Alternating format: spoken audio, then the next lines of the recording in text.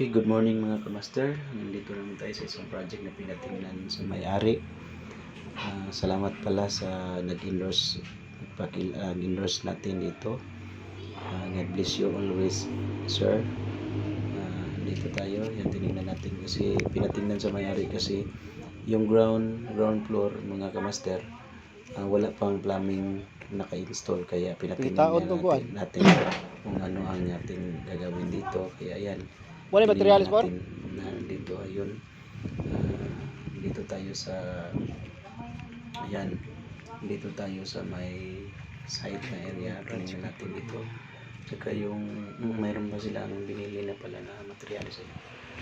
Okay, yung kulang na lang natin ang pag-install na lang pag magkausap na kami ng may-ari mga kamaster.